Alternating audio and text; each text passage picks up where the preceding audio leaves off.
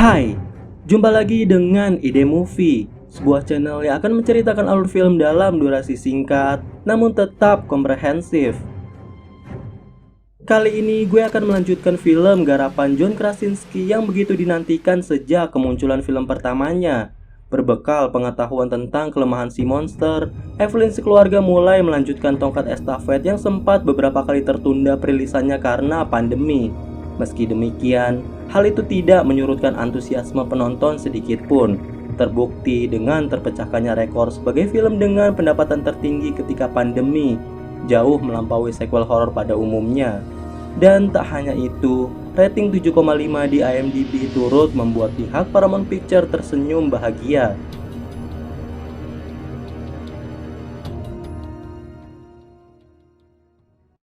Sebelum melanjutkan perjuangan Evelyn dan anak-anaknya, kita reuni sebentar dengan Lee yang dibangkitkan kembali pada film bagian keduanya. Bukan bangkit seperti ini, tapi kita akan menyaksikan kejadian sebelum para monster menyerang, tentunya di saat Lee masih hidup. Melalui breaking news di siaran televisi, sebuah ledakan besar mengawali segala rangkaian peristiwa yang rencananya akan hadir dalam deretan trilogi.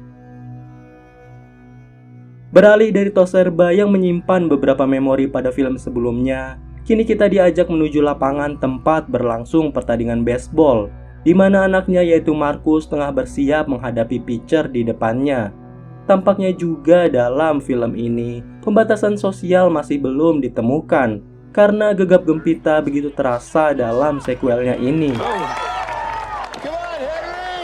Belum sempat Marcus membuat home run, tiba-tiba saja seluruh pemain juga penonton yang berada di tribun terpaku menatap langit.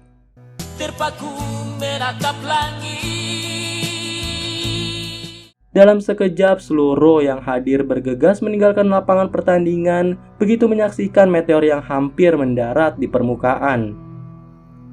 Sambil berpacu dengan waktu, keluarga ini sempat terpisah karena Lee memarkir mobilnya cukup jauh dari Evelyn. Ditemani Regan di sisinya, pria berbaju kotak-kotak ini menyempatkan untuk menanyakan keadaan yang terjadi kepada seorang polantas yang bernama Ronnie. Dan disinilah sosok mengerikan yang meneror keluarga Lee pada film pertamanya muncul. Regan kemudian bergegas keluar dari mobil, dan mereka berdua segera bersembunyi bersama dengan yang lainnya. Namun karena sebuah dering ponsel, monster ini mengamuk dan menerkam semua yang berada di hadapannya. Mengalami kesulitan yang sama dengan Lee, Evelyn dengan cekatan mengendarai mobilnya menghindari setiap gangguan yang berada tepat di depannya, hingga akhirnya memaksa mereka bersembunyi di balik mobil, disusul Lee juga Regan yang sedang berjuang melarikan diri dari si monster. Dan begitulah rangkaian flashback ini berakhir sebelum kita melanjutkan perjuangan Evelyn selanjutnya.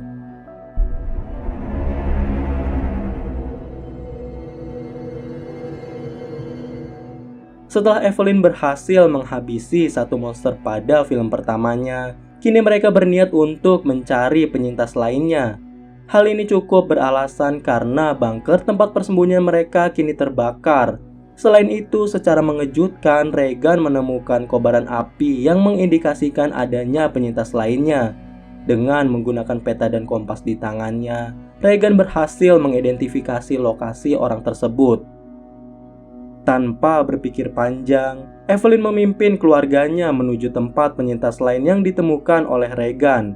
Meski Lee telah tiada, tapi Evelyn tetap mewarisi metodenya dengan tetap bertelanjang kaki melewati hari demi hari hingga sampailah mereka ke suatu tempat misterius. Di sini tanpa sengaja Evelyn masuk ke dalam perangkap. Ternyata perangkap ini dibuat oleh penyintas lain yang tengah membidik mereka semua. Sialnya Marcus juga terkena perangkap lainnya sehingga mengakibatkan dirinya berteriak serta diikuti oleh tangisan sang bayi. Belum selesai dengan masalah perangkap, Evelyn dan keluarganya mendengar raungan monster yang kian mendekat. Sontak Regan mengeluarkan perlengkapannya dan meletakkan alat bantu dengarnya pada ujung mikrofon. Hal itu cukup membuat si monster bergeming tak berdaya dan lantas Evelyn menembakkan peluru tepat di kepalanya. Selepas kematian monster itu, mereka sekeluarga segera bersembunyi dalam reruntuhan bangunan. Disinilah mereka bertemu dengan penyintas lainnya dan dia pun membawa Evelyn juga keluarganya menuju tempat persembunyiannya sambil menghindar dari monster yang mengejar mereka. Berkat kecerdikannya, mereka semua berhasil lolos dari monster itu. Namun penyintas ini mengatakan pada Evelyn bahwa dia tidak boleh menetap karena tidak ada pasokan makanan ataupun air yang cukup untuk mereka semua. Sejenak Evelyn tampak mengenali pria ini dan benar saja, ternyata dia adalah Emmett, seorang kawannya yang juga hadir dalam pertandingan baseball Marcus. Meskipun Emmett menolak memberi tempat tinggal, tapi dia tetap mengobati Marcus dengan alkohol yang dimilikinya. Regan pun tampak berkontribusi dengan memasangkan headset supaya Marcus bisa tenang beristirahat. Di sisi lain terjadi percakapan antara Evelyn dan juga Emmett. Berbagai obrolan terjadi, mulai dari Emmett yang menanyakan keadaan Marcus hingga tanpa sengaja, dia bercerita perihal kepergian istrinya yang meninggal karena sakit 11 pekan yang lalu. Kesunyian sempat hadir dalam ruangan itu sampai pada akhirnya Marcus terkejut karena dia mendengar lagu melalui headsetnya.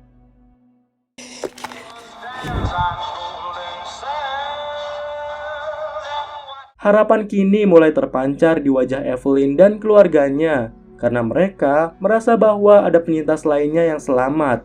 Tapi hal itu tidak berlaku pada Emmett. Dia mengatakan apabila lagu itu terus diputar selama 4 bulan terakhir, maka dari itu, hal tersebut bukanlah sebuah petunjuk. Regan yang kesal kemudian mengatakan bahwa Emmett berbohong dan lagi-lagi Emmett menyangkal semua argumen Regan serta mengatakan bahwa mereka semua harus pergi keesokan harinya, sambil dirinya berlalu pergi menjauh dari keluarga Evelyn. Pada malam harinya terlihat Regan yang tengah mengutarakan rencananya kepada Marcus. Dia mengatakan bahwa itu adalah sebuah petunjuk karena judul lagu tersebut adalah Beyond the Sea, yang artinya di seberang laut. Regan kemudian menemukan fakta lainnya bahwa siaran itu berasal dari sebuah pulau kecil dan dia berniat untuk pergi ke sana. Mendengar hal itu, Marcus tentu tidak menyetujui rencana Regan, namun karena Regan yang keras kepala, dia tetap bersikukuh pada pendiriannya. Karena menurutnya dengan menggunakan alat di pulau itu, dia bisa menyiarkan gelombang suara dari alat bantu dengarnya supaya para monster yang mendengar menjadi tak berdaya. Keesokan paginya, Marcus yang terbangun begitu terkejut karena Regan benar-benar menjalankan rencananya. Dia kemudian memberikan catatan peninggalan Regan kepada ibunya. Sontak Evelyn yang pasrah memohon kepada Emmett untuk membawa putrinya itu kembali. Awalnya Emmett sempat menolak permintaan Evelyn, tapi melihat air mata yang membanjiri wajah temannya, pria ini pun luluh hatinya.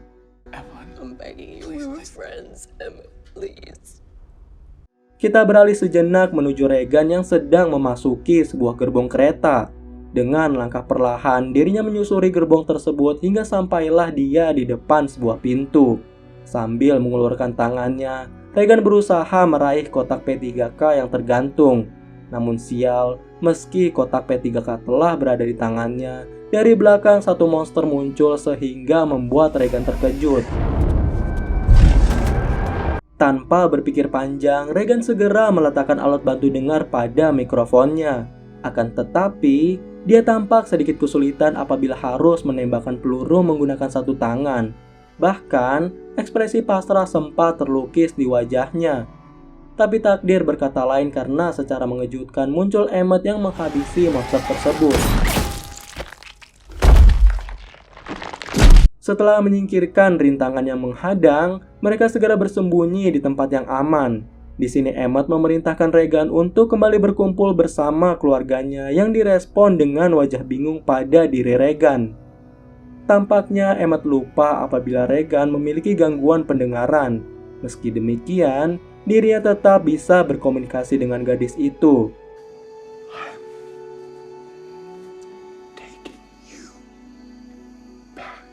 Kita kembali lagi menuju Evelyn dan anaknya yaitu Marcus. Terlihat Evelyn keluar dari tempat persembunyiannya demi mencari tabung oksigen untuk bayinya juga obat untuk kaki Marcus. Mulanya Marcus keberatan karena dia tidak tahu cara mengurus bayi. Tapi dengan sabar Evelyn menjelaskan dan menenangkan Marcus. Alhasil, Bocah ini pun menyetujuinya dan Evelyn berjalan keluar sambil memegang pistol di tangannya. Seperti biasa, Evelyn berjalan perlahan tanpa menggunakan alas kaki. Dan singkat cerita, sampailah dirinya di sebuah apotik. Di sini dia mengambil beberapa barang yang dibutuhkan, lalu tanpa menunggu lama dirinya segera beranjak pergi. Dalam perjalanan pulang ini, Evelyn sempat melewati makam anak bungsunya juga suaminya. Meski kesedihan melanda dirinya, tapi dia tetap tegar melewati setiap jalan yang membentang. Hingga tibalah Evelyn di depan tempat persembunyiannya. Namun di sini dia merasa ada yang aneh dan secepat kilat Evelyn berlari untuk memastikannya. Sesuatu yang dirasa aneh oleh Evelyn ini ternyata disebabkan karena rasa penasaran Markus. Jadi, ketika Markus sedang menimang-nimang adiknya, dia mendengar suara gemuruh dari suatu tempat. Lantas bocah ini mencari sumber suara tersebut sampai tibalah dirinya di sebuah loteng yang terdapat gorden di dalamnya. Dengan sedikit terbata-bata, Markus membuka gorden itu dan ternyata di baliknya ada sosok mayat yang tak lain adalah istri Emmet. Saking terkejutnya, Markus sampai terjatuh dan karena hal inilah satu monster mengejarnya sampai ke tempat persembunyian. Sontak Markus membawa adik kecilnya untuk bersembunyi di ruangan rahasia, tapi saking paniknya, dia lupa untuk memasang handuk pada ujung pengaitnya. Alhasil Markus dan adik kecilnya terjebak bersama di dalam ruangan itu. Tak jauh berbeda dengan kesulitan Markus, Regan dan Emmet yang sudah sepakat untuk menuju ke seberang pulau dibuat kerepotan karena ulah seorang gadis kecil. Mengambil kesempatan karena rasa iba Emmet, gadis ini malah mengikatkan tali pada leher pria ini. Setelah ikatannya terpasang, penyintas lain yang ingin merampok barang Regan dan Emmet keluar dari tempat persembunyiannya. Sempat terdesak karena keadaan, Emmet kemudian memerintahkan Regan untuk menyelam menggunakan bahasa isyarat yang dipelajarinya saat pertandingan baseball. Regan pun mematuhi perintahnya dan bersamaan dengan itu Emmet juga ikut menyelam sambil dirinya menyaksikan para perampok ini diterkam oleh sang monster. Dari sinilah mereka belajar bahwa monster ini tidak bisa berenang. Dan dengan perahu yang dicuri Regan, mereka berdua melanjutkan perjalanannya menuju ke seberang pulau. Bertolak belakang dengan Regan yang hampir mencapai tujuannya, Evelyn dan Markus justru sedang mengalami kesulitan yang berbeda. Dapat disaksikan Markus yang terjebak di ruangan rahasia mulai kesulitan untuk bernapas karena udara di sini sangatlah terbatas. Akibatnya, Markus harus bergantian menggunakan ventilator yang sedang dihirup adik kecilnya. Perlu diketahui, kapasitas oksigen di dalam tabung ini sudah hampir habis karena terus-menerus digunakan. Alhasil, Markus berkorban untuk keselamatan adiknya. Serupa dengan Markus, Evelyn yang sudah paham akan kesulitan yang dihadapi anaknya, tanpa ragu menarik pelatuk untuk mencuri perhatian si monster. Begitu mangsanya mendekat, Evelyn menembakkan pistolnya ke arah bensin yang tergenang sehingga kobaran api menyelimuti si monster. Dan akibatnya pendeteksi kebakaran yang terpasang mulai menyemburkan isinya. Melihat hal itu, secepat kilat Evelyn memanfaatkan kebingungan si monster untuk bergegas masuk ke tempat persembunyian dan membuka ruangan rahasia di mana Markus dan bayinya terjebak. Markus, wake up! Kembali lagi menuju perjuangan Regan dan Emmet. Kini mereka telah tiba di pulau yang berada di seberang laut. Dengan langkah yang sangat hati-hati, mereka mencoba untuk memahami situasi di sana. Dan betapa terkejutnya mereka ketika melihat kerumunan orang yang tengah mengadakan pesta api unggun, seolah-olah tak ada situasi berbahaya yang mengancam. Begitupun ketika mereka melihat kedatangan Emmet dan Regan. Tanpa rasa curiga, salah satu dari mereka mempersilahkan keduanya bergabung untuk kemudian berbincang sekaligus menikmati hangatnya api unggun. Selepas pengalaman tak terduga pada malam sebelumnya, Emmet kini mulai bisa bernafas lega karena dia melihat harapan bersinar terang di hadapannya. Meski demikian, dirinya masih harus waspada karena gemuruh mulai terdengar dari tepi pantai. Begitu mendatangi sumber suara, Emmett segera berlari sekuat tenaga untuk memperingatkan penduduk pulau akan bahaya yang menghampiri. Walaupun Emmett sudah berlari sekuat tenaga, tapi tampaknya takdir yang menghampiri masih terlalu sulit untuk didahului. Akibatnya kekacauan menyelimuti seisi pulau dikarenakan para monster yang mengamuk. Merasa suasana pulau sudah tak lagi aman, Emmett dan Regan beserta satu orang penduduk lokal bergegas menaiki mobil. Bukan untuk melarikan diri, tapi mereka berusaha menggiring para monster menuju gedung pemancar dengan berulang kali membunyikan klakson.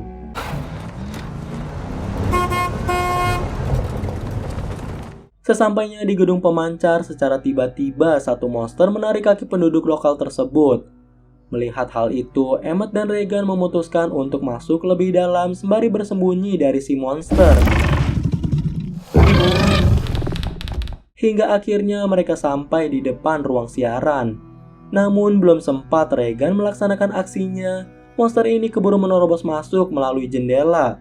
Akibatnya Emmett mengorbankan diri agar Regan bisa menyiarkan gelombang suara ke seluruh frekuensi radio.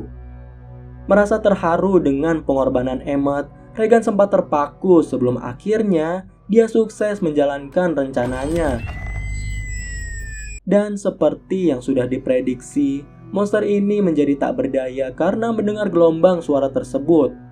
Kesuksesan ini tidak hanya terjadi pada diri Regan, tapi Marcus yang terus mematuhi ucapan Regan untuk mendengarkan radio turut merasakan hasilnya.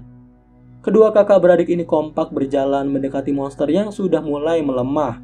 Dan sebagai puncaknya, satu serangan yang mereka lancarkan menjadi pertanda bahwa film ini harus berlanjut menuju film ketiganya.